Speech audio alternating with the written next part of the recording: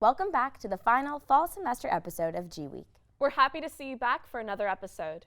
This week, we'll catch you up on GW and impeachment, floods in Thurston, and new regulations on electric scooters, your favorite mode of transportation. We'll also talk about the best places to ice skate this winter in DC and dive deeper into new GWorld options. Stay tuned.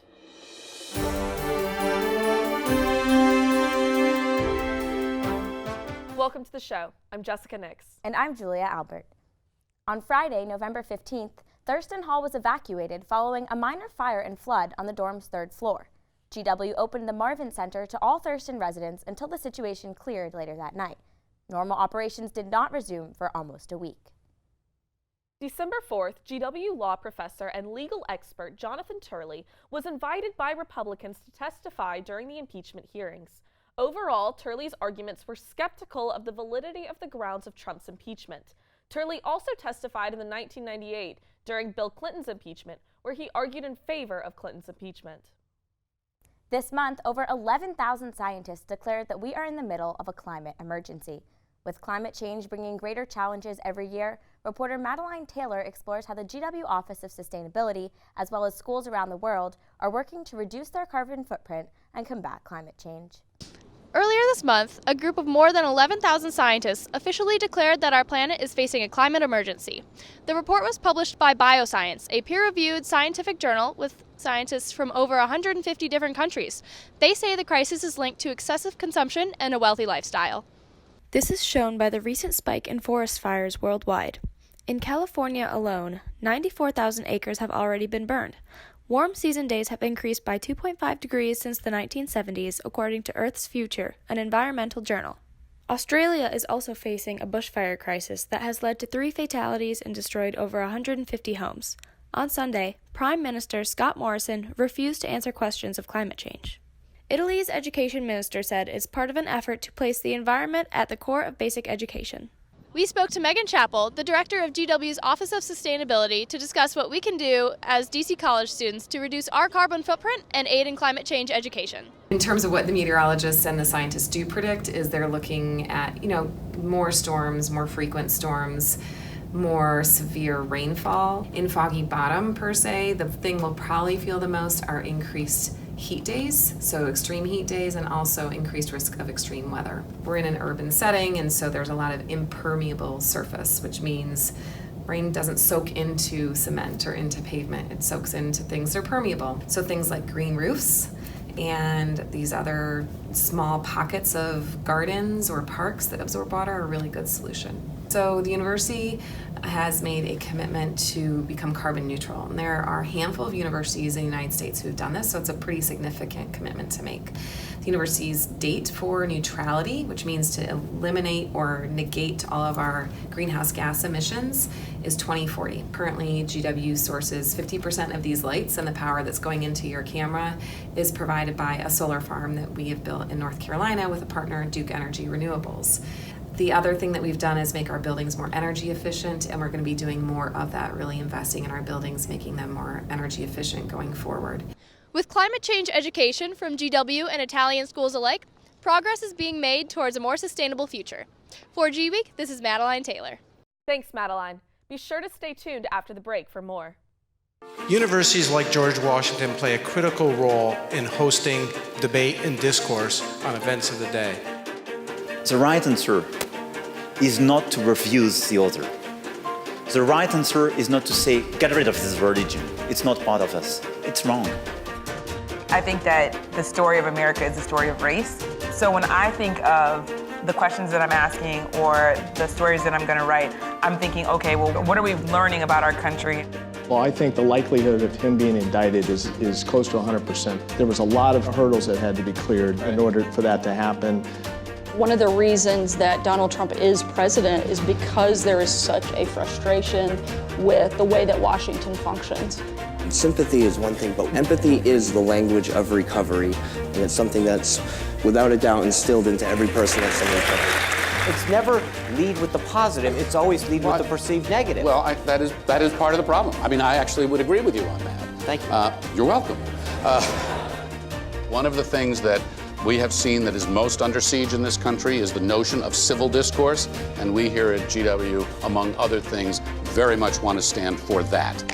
This is truly an only at GW moment.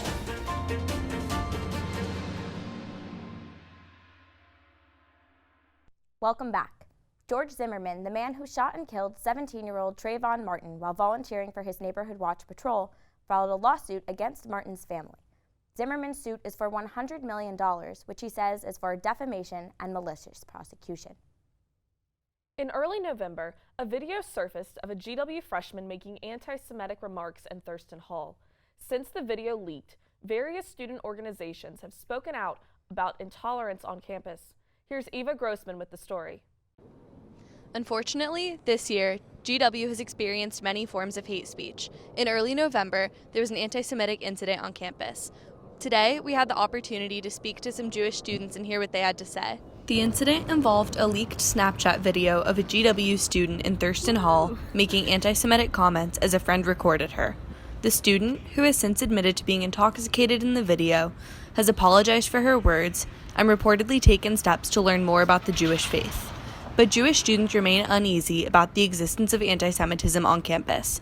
We spoke to students Lizzie Irwin and Sarah Shorenstein about their reaction to the video. A rallying call for us to come together and think about ways that we've all been personally affected by anti-Semitism, whether it be on GW's campus or out of campus, but it made us come together to brainstorm ways that we can work past this, but also as we can heal as a community.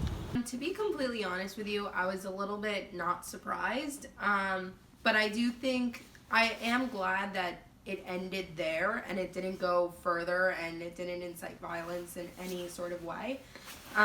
Was I disappointed by it? Of course, but I'm just glad it ended there. For GWeek, I'm Eva Grossman. Now back to the studio. Thanks, Eva. GW's Residence Hall Association is helping students de-stress during finals week by bringing a midnight breakfast to the Smith Center on Wednesday, December 11th. The festivities will include free food, games, coffee, and more. Be sure to check it out and take a break this final season. The D.C. Department of Transportation is proposing changes to current regulations on the ubiquitous rentable scooters found around the city. Proposed plans include cutting the number of companies with scooter permits, adding parking corrals, and increasing the number of scooters. Reporter Pat McGuire has the story. Hi, my name's Patrick McGuire from GWeek, reporting from Kogan Plaza on DC's newly proposed regulations regarding electric scooters. The District Department of Transportation has proposed changes to scooter regulations. They plan on cutting the number of companies with scooter permits from 8 to 4, allowing city officials to provide better oversight.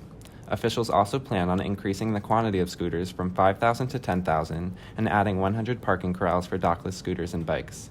We talked to some GW students on their opinions regarding these new scooter regulations. I ride scooters everywhere I go, whether it's going to the gym, to the library to study, back to my dorm, I think they're great. I think they're a better alternative than, paying the expense of Uber and Lyft. They're definitely quicker, in some cases. So I really appreciate them being around. I think that if DC regulated the number of brands of scooters, that would be good, but I think it's already hard enough to find a scooter when you're in need of one. I actually have yet to ride them. I really want to try them out, but yeah, I haven't really tried them yet.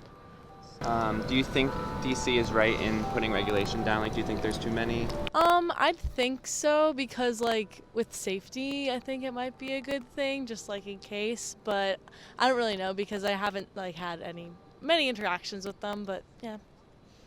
I think they're convenient, but I think at night, especially, they can be dangerous, especially on the mall because they only have a little light.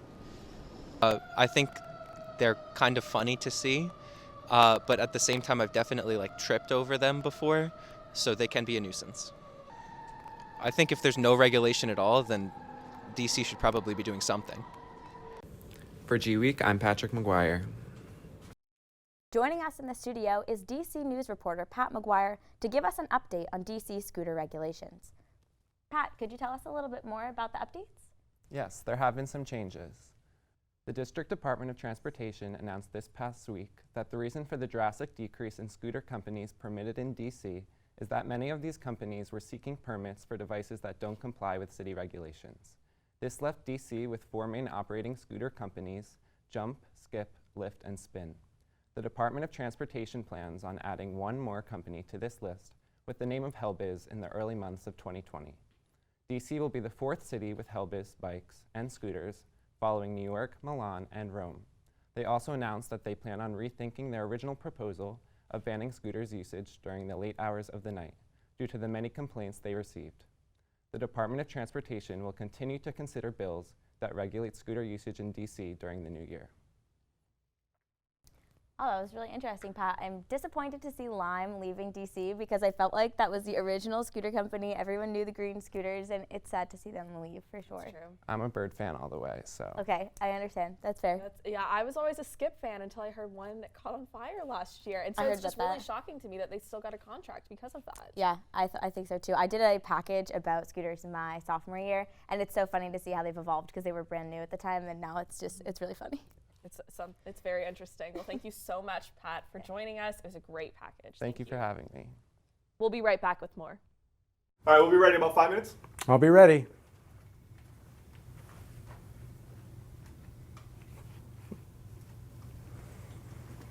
While these guys finish up, I got a few things I want to show you. Come with me. Over the summer, we gave a lot of things a new fresh coat of paint and a new look, including the Vern Shuttle Express. Take a look at this. Oh, there you are. I thought I'd lost you. Come on with me. I want to show you the new all-you-can-eat dining option out at the Mount Vernon campus. Hey, I can charge my phone in here. I'm stuffed. You got to try the mac and cheese. It's great. I got one more stop to make. I got to get my gear for the year. Let's go to the bookstore. You can't have too many GW ties. You need to get out in your buff and blue. I want to see at all the events and the games, raising GW high. One of the things I heard from a lot of our students is we need more community space, a place to eat, study, hang out with friends.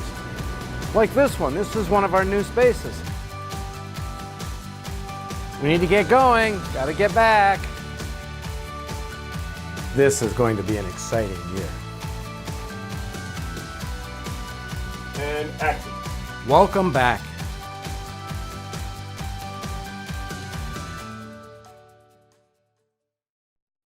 Welcome back to the show. GW launched an Innovation Lab initiative, opening a new laboratory space in Corcoran Hall to all students, faculty, and staff. The goal of the new lab is to apply physics solutions to real-world problems. Former U.S. Ambassador to the United Nations, Nikki Haley, came to campus on November 14th to talk about her new book, With All Due Respect. A group of GW students gathered outside of the event in a protest they called In All Disrespect. The event was organized by GW Students Against Imperialists. Protesters made claims that Haley was an anti-labor politician, a war criminal, and an anti-union activist, and therefore should not be welcome on GW's campus. In an effort to add more affordable and diverse food options on campus, GW has partnered with the app 20 Tables to bring food trucks to Potomac Square. Our reporter Jessica Baskerville has the story. This is Jessica Baskerville reporting for GWeek. I'm here at Potomac Square, an old parking lot behind Potomac Hall that was renovated this semester into a community space. As part of the change, the university has partnered with 20 Tables to bring food trucks to Potomac Square. 20 Tables provides individuals and institutions consistent access to affordable food. We are an app that creates a marketplace populated with over 100 DC food trucks and vendors that offer students, working professionals, and other individuals access to consistently priced $6 lunches and dinners, and we donate a meal for every meal served. By integrating the dining program with 20 Tables, we can provide you, your staff, your students access to those meal deals. And because of the mobility that our network provides, we should explore the idea of an on-campus food truck depot, and that's what Potomac Square became. This place solves many problems for us in our dining program. So we hear a lot of people saying, the dining program works if you cook. I don't want to cook. Well, all right, come here. We're here daily. We're here for you. Students can use tickets to buy from all of the food trucks here in Potomac Square. In addition, students can use their GWorld to buy tickets on the 20 Tables app. For $33 of GWorld, students can buy 5 tickets. A lunch is 1 ticket and dinner is 2 tickets. 20 Tables brings a variety of different vendors that bring different types of food that typically haven't been accessible with GWorld. Among the food trucks, there are an abundance of first and second generation entrepreneurs and individuals who have started businesses with family recipes. Indonesian, Korean, Nigerian. We had a group of students who came and visited one of our Nigerian trucks and remarked that they just enjoyed the different types of cuisine and that we were able to bring their type of food onto campus, and it really made them feel at home. 20 Tables is like future. It's like magic. Good idea. It's a huge idea. The first thing, a lot of people do order just from the phone, just from the app. Easy for us, easy for them, and we save time also. Food trucks change every day and switch every day between lunch and dinner. Students can track the food truck times and locations using the 20 Tables app. For GWeek, I'm Jessica Baskerville. Thanks, Jessica. Stay with us for more. This is the all-new GW shuttle bus for our Vern Express and VSTC Express, making the same stops on the same schedules, but with some major upgrades. Oh look, here you are now. Look how happy you are. This is one of your drivers. Look how happy he is. Smile and wave at him. Learn your driver's name. What do all those buttons do? Everything. What does the most important button do? Wi-Fi. If you're on the shuttle, you're connected. You'll be tweeting about the smooth ride, snapping about our leather seats, and everything will be hashtag seatbelts, hashtag air conditioning, hashtag blessed. Every bus is full of USB charging stations. Every shuttle is equipped with a bike rack. We can get every GW student where they need to go, and you'll always find your ride now that we're decked out in a beautiful, bumper-to-bumper, buff and blue. Where can you hop on these wonderful new shuttles? You can pick up the Mount Vernon shuttle at Funger Hall or at the Red Cross building. Heading to VSTC, we'll pick you up at Funger and stop at 4 VSTC buildings before heading back to Foggy Bottom. So hop aboard our new shuttle buses. Sleep easy and dream about what really matters. That deli bagel.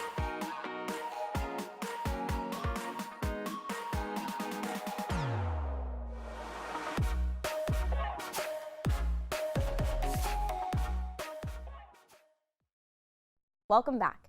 The D.C. City Council unanimously voted to recommend the removal of Foggy Bottom Councilman Jack Evans for ethics violations. Investigations found that Evans used his public office to benefit private clients and employers who paid him hundreds of thousands of dollars. Senator Kamala Harris dropped out of the Democratic primary race on December 3rd. After a heightened campaign over the summer, her campaign lost its momentum in the fall. She cited financial reasons for dropping out. As of now, 16 candidates remain in the race.